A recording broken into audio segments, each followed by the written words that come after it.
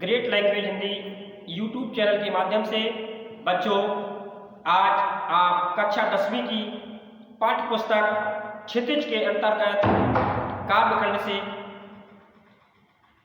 कविता अट नहीं रही है और जिसके कवि सूर्यकांत त्रिपाठी निराला उनकी रचित इस कविता को आप पढ़ रहे हैं। कविता का वाचन होगा, तत्पश्चात उसकी आपको प्रतिपंक्ति की व्याख्या बताई जाएगी। अट नहीं रही है आभा फागुन की तन, सट नहीं रही है कहीं सांस लेते हो घर घर भर देते हो, उड़ने को नभ में तुम पर कर देते हो, आप हटाता हूँ तो हट नहीं रही है, पत्तों से नदी डाल कहीं हरी कहीं लाल, कहीं पड़ी है और में मंद गंध पुष्प माल,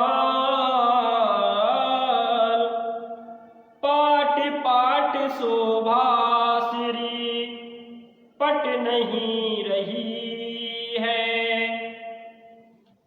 तो इस वाचन के तत्पश्चात अब आपको प्रत्येक पंक्ति का अर्थ बताया जा रहा है।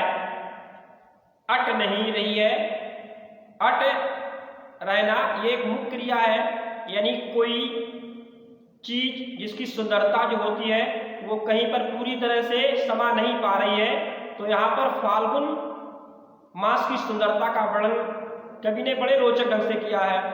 कह रहे हैं कि आवा फागुन की तन, यानी फागुन के महीने की जो चमक होती है, जो कांति होती है, यानी जो चमक और कांति है वो शरीर में समा नहीं पा रही है, वो तन में समा नहीं पा रही है, अर्थात चमक इतनी ज्यादा है, इतनी तेज है जो वो हर जगह पर भर चुकी है। जिधर भी देखो बाएं दाएं ऊपर नीचे समस्त स्थानों पर फागुन की जो चमक है वो दिखाई दे रही है।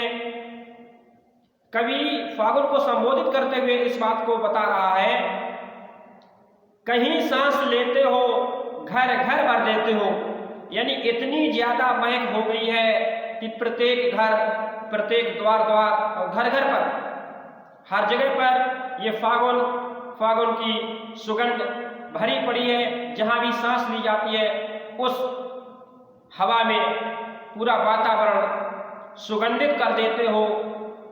ये फागुन का इतना सुंदर और ये फागुन की इतनी चमक जो अब समा नहीं पा रही है, प्रत्येक सांस में और प्रत्येक घर घर में फैल चुकी है। उड़ने को नभ में तुम पर कर देते हो, और इसी फागुन के माह में ही बसंत ऋतु का भी आगमन हो जाता है। तो नभ में यानी आकाश में तुम पर यानी प्रकार यहाँ पर है पंख, तो पंखों के माध्यम से उड़ने को जी करता है, यानी मन में ऐसी कामना, ऐसी चाहत, ऐसी इच्छा होने लगती है कि दूर आकाश तलक उड़ता चला जाऊं, पर यानी अपने पंखों को फड़फड़ाते हुए, जैसे कोई पक्षी उड़ना चाहता है उसी तरह से यहाँ मन कर रहा है कि दूर तक उड़ता चला जाऊं।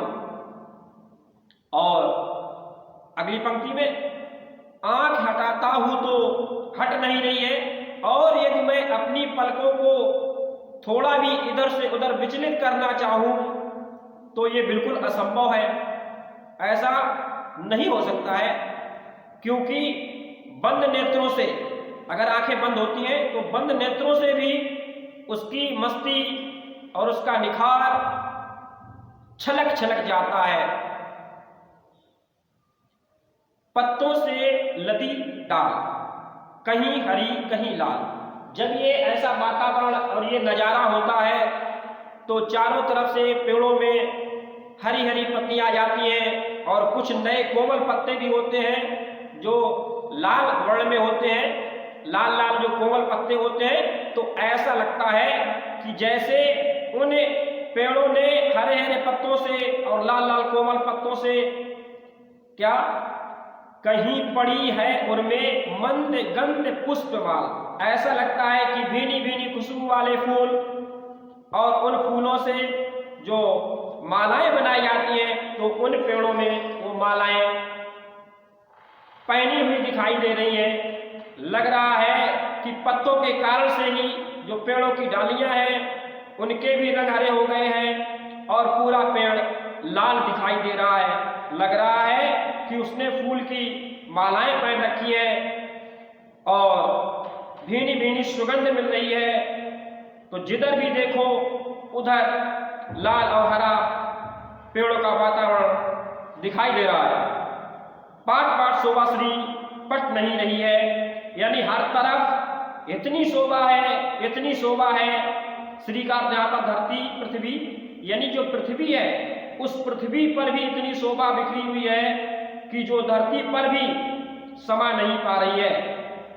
तो इस प्रकार से यहाँ कवि ने बसंत ऋतु की सुंदरता का वर्णन किया है और जो कि फागुन के महीने में जो बसंत ऋतु का आगमन होता है उसका बड़े अच्छे ढंग से यहाँ पर अट नहीं रही है कविता का प्रस्तुतिकरण किया है। और आप सुन रहे थे great language Hindi YouTube channel, जिसके प्रस्तुतकर्ता थे केशव नंदन, PGT, औरैया, उत्तर प्रदेश।